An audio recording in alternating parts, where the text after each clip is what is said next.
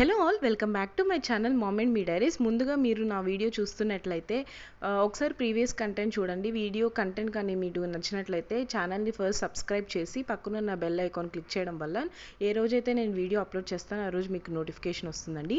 So ఈరోజు video ఏంటంటే కోటప్పకొండ వెళ్తున్నామండి మేము. సో ఈ కోటప్పకొండ క్షేత్రం యొక్క ఏంటి విశిష్టత అండ్ ఇక్కడ కాకులు వాలవని అంటారు, ఎందుకు వాలవు అనేది నేను ఈ వీడియోలో చెప్తాను అనమాట. ఫస్ట్ ఇక్కడికి వెళ్ళాలనుకుంటే మాత్రం గుంటూరు జిల్లా నర్సరావుపేటలో 15 కిలోమీటర్స్కి ఉంటుందండి. బస్ కానీ వెహికల్స్ కానీ ఈజీగా ట్రాన్స్పోర్టేషన్ ఫెసిలిటీస్ అయితే ఉంటుంది. సో ఇదే అండి కోటప్పకొండ క్షేత్రము. ఇక్కడ మెయిన్గా 3 హిల్స్ ఉంటాయి అన్నమాట. బ్రహ్మ విష్ణు మహేశ్వర్లు మూడు కొండలు కనపడతాయి అన్నమాట. సో ఏంటి అంటే స్టోరీ, ఇక్కడ శివుడు ఇక్కడ బ్రహ్మచారిగా తపస్సు చేస్తూ ఉంటారన్నమాట. సో కొండ కింద ఒక ఊరు ఉంటుంది. అక్కడ ఇద్దరు భార్యాభర్తలు ఉంటారన్నమాట. సుందుడు అని కుందన అని ఇద్దరు భార్యాభర్తలు ఉంటారు. వాళ్ళకి ఒక కూతురు జన్మిస్తుందన్నమాట. తన పేరు వచ్చి ఆనందవల్లి అలియాస్ గొల్లబామ అంటారు. తనకి పుట్టినప్పటి నుంచి శివుడు అంటే చాలా ఇష్టం అన్నమాట. రోజు శివుడికి కొండ ఎక్కి స్వామివారికి పెరుగు కానీ పాలు కానీ నైవేద్యంగా వెళ్ళి ఇస్తుండే అనమాట. సో స్వామివారు తనని భక్తి పరీక్షించడానికి ఆమెకి ఒక మాయాగర్భం అనేది ఇస్తారన్నమాట. సో అయినా ఆమె భక్తి మాత్రం ఏమాత్రం తగ్గకుండా కడుపుతో ఉన్నప్పుడు కూడా ఆఖరికి ఈ కొండ ఎక్కి స్వామివారికి నైవేద్యం ఇస్తూ ఉండేదంట.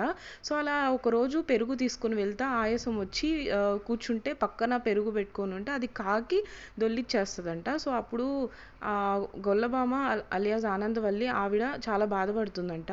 సో అప్పుడు శివుడు శపిస్తాడంట, ఈ బాధకి కారణమైన ఈ కాకులు ఇంకా ఈ కొండ మీద వాలవు అని చెప్పడం జరుగుతుంది. సో అప్పటి నుంచి ఇంకా ఈ కొండ మీద కాకులు అనేటివి వాలవంట అండి. సో ఇక్కడ మీ టెంపుల్ చూస్తే చుట్టూరుగా 3 కొండలు ఉంటాయి. ఇవి బ్రహ్మ విష్ణు మహేశ్వర్లుగా అని అనుకుంటారన్నమాట. సో ఇది వచ్చి త్రికోటేశ్వర ఆలయం అని అంటారు, కోటప్పకొండ అని అంటారు. అలా గొల్లబామ ఎప్పుడైతే నైవేద్యం స్వామివారికి రోజు ప్రసాదిస్తుంటుందో ఒకరోజు స్వామి వారితో అడుగుతుందంట, స్వామి నేను ఎక్కలేకపోతున్నాను, మీరే కిందకి రావచ్చు కదా అంటే స్వామివారు అంటారంట, సరే నేను కొండ దిగి వస్తాను, కానీ నువ్వు మాత్రం వెనక్కి తిరిగి చూడకూడదు అని అంటారంట. సో వింత వింత శబ్దాలు ఆమె మెట్లకి దిగుతున్నప్పుడు ఏదో సౌండ్స్ వస్తే ఆమె వెనక్కి తిరిగి చూసే లోపలికి స్వామివారు అక్కడికి లింగం లాగా అయిపోతుంటారంట. అదే ఇప్పుడు కొత్త త్రికోటేశ్వర ఆలయం. అక్కడ మీరు గమనించవచ్చండి, లోపలికైతే ఇలా ఉంటుంది, కొన్ని స్టెప్స్ ఉంటాయి. తర్వాత దీనికి ఎంట్రీ టికెట్ ఉంటుంది. ఇక్కడ వచ్చి అభిషేకం మాత్రం ఓన్లీ సండే అండ్ మండే చేస్తారు. మేము ఆ రోజు సండే వెళ్ళామన్నమాట. ఇక్కడ గురుబలం ఎవరికైతే తక్కువగా ఉందో, గురుబలం తక్కువగా ఉంటే లేట్ మ్యారేజెస్ అనేవి అవుతుంటాయి అన్నమాట. ఎవరికైతే లేట్ మ్యారేజెస్ అట్లా అవుతున్నాయో, గురుబలం తక్కువ ఉందో జాతక రీత్యా దాంట్లో, సో ఈ టెంపుల్ విజిట్ చేస్తే మాత్రం గురుబలం అనేది పెరిగి త్వరగా పెళ్ళి అయ్యే ఛాన్సెస్ ఉంటాయంట. సో ఇక్కడ ఇలా చూస్తున్నారు కదా, ఇక్కడ చాలామంది మోకాళ్ళతో ఎక్కుతునే వాళ్ళు కూడా ఉంటారు. సో ఇది నర్సరావుపేట నుంచి 15 కిలోమీటర్స్ ఉంటుందండి. చాలా అంటే చాలా బాగుంటుంది టెంపుల్ అయితే. మీరు చూడొచ్చు, పైన మళ్ళీ శిఖరం ఉంటుంది.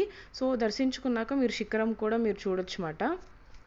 మేము వెళ్ళిన రోజైతే చాలా బాగా అభిషేకం జరిగిందండి. మేము అనుకోకుండా ఒక ఫంక్షన్ వెళ్ళాల్సి వచ్చింది అన్నమాట, రిలేటివ్స్ది. సో అక్కడికి వెళ్తున్నాం అంటే గుంటూరుకి వెళ్తున్నాం అన్నమాట. వెళ్ళేదారి మధ్యలోనే ఈ టెంపుల్ని విజిట్ చేశాము. సో లోపల కెమెరాస్ అలో లేవు కాబట్టి నేను లోపలంతా తీయలేదు. బయట ఇలా ఉంటుంది అన్నమాట. నందిని దర్శించిన తర్వాత ఇట్లా లోపల 500 రూపీస్ ఎంట్రీ టికెట్ ఉంటుంది.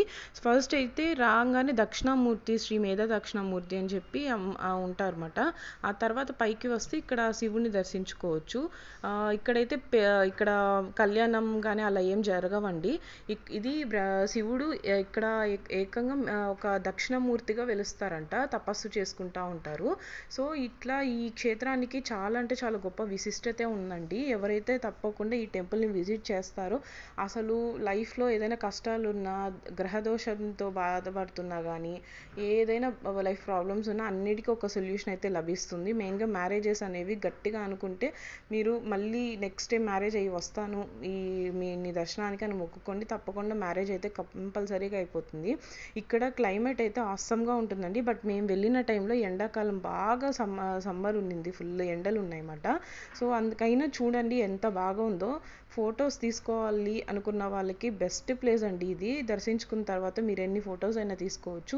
వెనకాల బ్యాక్గ్రౌండ్ అనేది అంతా చాలా బాగుంది అన్నమాట. సో చూస్తున్నారు కదా, ఇదంతా టెంపుల్ అండి. ఫ్రీగా హ్యాపీగా ఎంతసేపు అయినా కూర్చోవచ్చు. లిఫ్ట్ ఫెసిలిటీ కూడా ఉంది. ఇక్కడ స్టెప్స్ చూస్తున్నారు కదా, అవి ఎక్కలేని వాళ్ళకి సైడ్ పక్కన ఒక లిఫ్ట్ ఉంటుంది అన్నమాట. మీరు లిఫ్ట్లో అయినా, పెద్దవాళ్ళతో ఎవరైనా లిఫ్ట్లో అయినా రావచ్చు. బయటంతా ఇలా ఉంటుంది, ప్రసాదం ఇస్తారన్నమాట. తర్వాత చూడండి ఎంత క్లైమేట్ బాగా ఉంటుందండి. ఈ టైంలో కానీ వెళ్తే మోస్ట్లీ నవంబర్ డిసెంబర్లో కార్తీక మాసంలో పెద్ద జాతరే జరుగుతుందంట. ఆల్మోస్ట్ 3-4 కిలోమీటర్స్, అంటే కొండ దిగి తర్వాత 3-4 కిలోమీటర్స్ వరకు వెహికల్స్ అనేవి మొత్తం అక్కడికి బ్యారికేడ్ వేసేస్తారు, అంత క్యూ ఉంటుంది. సో ఇదే అండి. మీకు కనుక వీడియో నచ్చినట్లయితే please like, share and subscribe my channel mom and bee diaries, and don't forget to press the bell icon.